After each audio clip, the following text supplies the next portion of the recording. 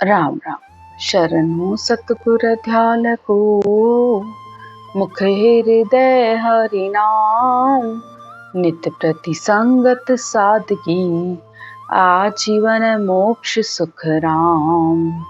अनंत आत्माओं में विराजमान मेरे परम पिता परमात्मा को मेरा कोटि कोटि नमन। हमारा सुखराम जी महाराज के ग्रंथ में भुरकी ग्रंथ चल रहा है।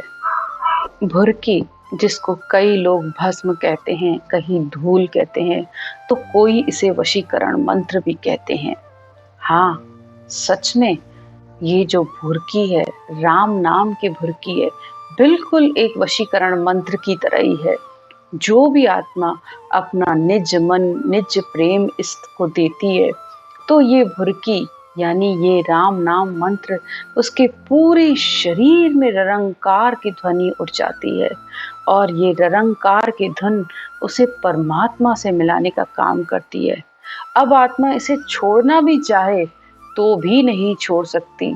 ये सच में वशीकरण मंत्र की तरह है। जो भी इसे लेता है तो वो आत्मा अमर लोक में उस संतों के देश में जाकर मिलती है, जहां पर जाने के बाद इस आत्मा का जन्म मरण खत्म होता है। इस राम नाम की भुरकी को लेने पर ही रग रग बोले राम जी, रोम रोम रंकार। सहजा सुमरन होत है, सोई सिमरन सार। तो इस राम नाम की भुरकी लेने पर ही रोम रोम में वो ररंकार की ध्वनि होती है, सहज में सुमरन होता है। नीचे रटना, देही मंडल में रटना चलती रहती है, और ऊपर गगन में उस धुन का आनंद आत्मा हर समय लेती रहती है। उसके लिए ऐसा कोई बाहर का उसे साधन नहीं करना पड़ता है, सहज में ही सुमरन होता रहता है। कह सुखराम शब्द की महिमा, कहता बणे नकाई। साधन ध्यान बिना सुन सुमरण, लिया अमर घर जाई। सुखराम जी महाराज कहते हैं कि मैं इस राम नाम की भुरकी की कितनी महिमा कहूँ, चाहूं तो भी नहीं कर सकता। सहज में ही ध्यान और सुमरन होता रहता है, और आत्मा को अमर घर की प्राप्ति हो जाती है। तत्रूपी गुरु की दिल मेहर भाई, निज नाम जागे शिष्य तन माई। जिस शिष्य के अंदर इस तत्व रूपी गुरु की मेहर हो जाती है, इस ज्ञान रूपी गुरु की मेहर हो जाती है, उसी के अंदर ही इस निज नाम की जागृति होती है। और जब ये निज नाम जागृत होता है, लिव लागी टूटे नहीं, उठ बैठ के काम। सहजा ही सुमरन होत है, सोई सिमरन सार। तो फिर जब ये लिव लगती है, यानी इस श्वास प्रश्वास में जब ये गोल माला रटना घूमती है, तो मनुष्य उठते बैठते काम करते सोते जागते सिर्फ उसकी ये ररंकार की धुन चलती रहती है। सहज में ही सुमरन होता रहता है। उठत बैठत जागता, सोए सुमरन होए। राम चरण ररंकार धुनी, बाहर लखे न कोई। तो आपके अंदर उस ररंकार की धुनी को कोई आपके कितना भी करीब बैठा हो, अगर वो जानना चाहे तो भी नहीं जान सकता। इस बात को खुद व आत्मा ही उसका अनुभव करती है। तो सब संत बस इस राम नाम की भुरकी को लेकर ही उस अमर लोक में पहुंचे हैं, उस संतों के देश में पहुंचे हैं। तो ऐसी ये राम नाम की भुरकी है। आगे सद्गुरुदेव कहते हैं, वेद व्यास का सुत सुख देवा, ग्रह तज वन बसाया। आगम निगम झूठ जग जाण्यो, भुरकी तेज बदाया। वेद व्यास जी के बेटे सुखदेव जी ने 12 वर्ष माता के गर्भ में रहकर भक्ति की।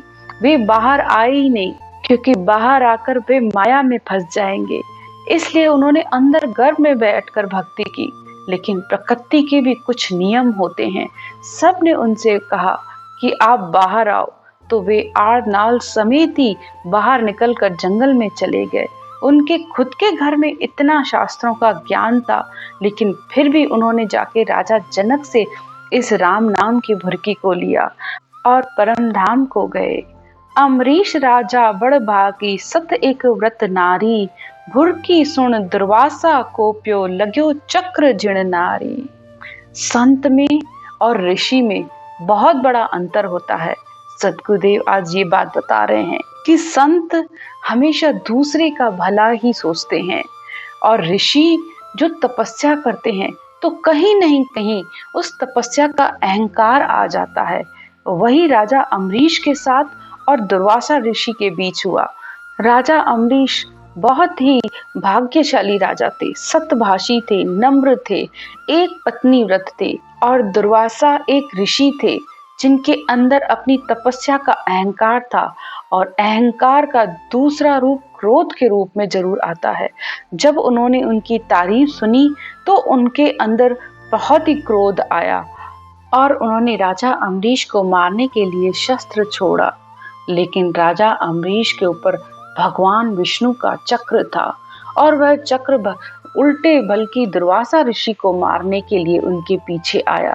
दुर्वासा ऋषि तीनों लोकों में घूम आए।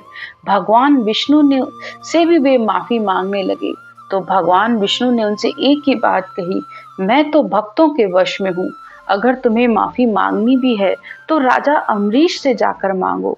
तब उन्होंने दुर्वासा ऋषि ने राजा अम्बरीश से माफी मांगी, तब वह सुदर्शन चक्र रुका। तो इस तरह परमात्मा भी भक्तों के वश है। तो राजा अम्बरीश भी इस राम नाम की भुर्की को लेकर अमर हैं। वशिष्ठ मुनि अरुधति से तरवंत भुर्की लीनी, विश्वामित्र छुड़ाई बीच में झुण अधोगत धीनी। वशिष्ठ मुनि और उनकी पत्नी अरुधति से तरणवंत ने ये भुर्की ली, लेकिन विश्वामित्र जी ने उनकी इस भक्ति को बीच में ही छुड़ा दिया तो तरणवंत को अधोगति हुई, वे अधोगति को प्राप्त हुए। आगे सद्गुरुदेव अनेकों और उदाहरण दे रहे हैं कि इस राम नाम की भुर्की को किस किसने लिया। ये सब शास्त्रों में, पुराणों में, उपनिषदों में, ये सब ग्रंथों में सब संतों के उदाहरण भरे पड़े हैं कि इस राम नाम की भुर्की को लेने पर कौन कौन संसार में अमर हुआ है। आगे सद्गुरुदेव कहते हैं, राजा रघु चल्यो गुरु करणे, काशी कपिल बैरागी, जड़ भरत बोल सुनाई भुर्की, अधबिच सेना त्यागी। राजा रघु काशी में कपिल मुनि को गुरु करने जा रहे थे और पूरे अपनी प्रजा और सेना के साथ जा रहे थे। रास्ते में ही उन्हें जड़ भरत जी संत मिल गए तो उन्होंने उनसे ये भुर्की, राम नाम की भुर्की सुनाई। तो बीच में ही उन्होंने अपनी सारी सेना को त्याग कर राजा भरतहरि से ये ज्ञान को धारण किया और इस राम नाम की भुर्की को लेकर अमर हुए। गोरख की भुर्की भर माया, क्रोड़ न्यानु राजा, राजपाट राण्या सुत त्याग्या, बाजे प्रगट है बाजा। गोरखनाथ जी की भुर्की ने 99 करोड़ प्रजा और राजाओं को भरमा दिया। सब ने अपने राजपाट और रानियों को छोड़कर इस राम नाम की भुर्की को लिया। ये बात सबको पता है। बाल्मीकि बहु कर्म कमाया, कोटि एक जीव संहार्या, नारद ऋषि ले भुर्की नाकी, राम ही राम पुकार्या। वाल्मीकि ऋषि ने करोड़ों जीवों की हत्या की, बहुत ही बुरे कर्म किए, लेकिन जब नारद जी ने उसे ये राम नाम की भुर्की थी तो वो भी मरा मरा कहकर राम राम कहने लग गए और उस परमात्मा के देश पहुंचे। मरु मरु कहता भया मुनि, राम राम कहो क्यों नहीं होई, बाल्मीकि यो शंख बजायो, जिग राज सो जोई। अगर मरा मरा कहने से राम राम हो जाता है और परमात्मा की प्राप्ति हो जाती है तो फिर राम कहने से क्यों नहीं होगी। इस बात को विचार करो कि ये राम नाम की भुर्की ही संसार में सबसे श्रेष्ठ है। बाल्मीकि यो शंख बजायो, जिग राज सो होई। महाभारत युद्ध जीतने के बाद भगवान कृष्ण ने सब पांडवों से कहा कि इस युद्ध में बहुत से जीव मारे गए हैं तो हमें अश्वमेघ यज्ञ करना चाहिए।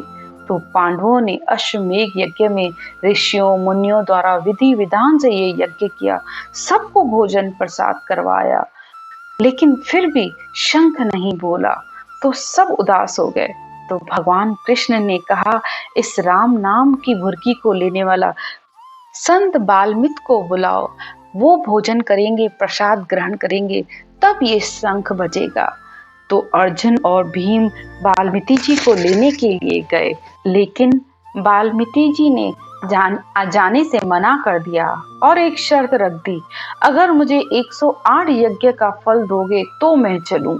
तो भीम ने सोचा, यहाँ एक यज्ञ तो पूरा हुआ नहीं, 108 का फल कहाँ से देंगे, और वे वापस आ गए। तब उन्होंने भगवान कृष्ण से कहा, आप ही बताइए क्या करें। तब उन्होंने कहा कि द्रौपदी सती है, उसे भेजो। साधु दर्शन जावता, पेड़ पेड़ अश्वमेघ यज्ञ फल होए।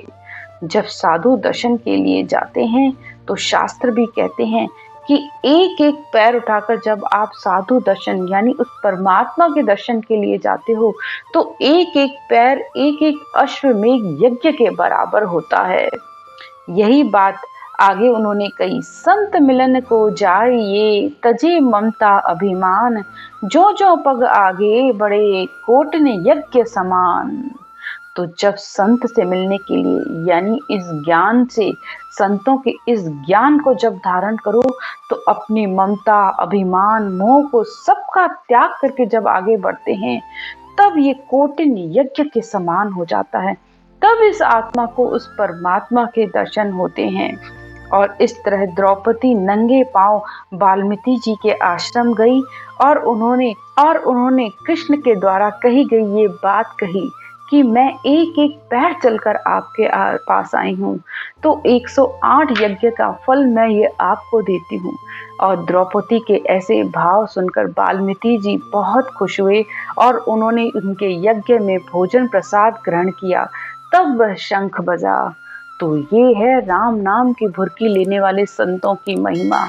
आज के ज्ञान की चर्चा यहीं तक। राम राम।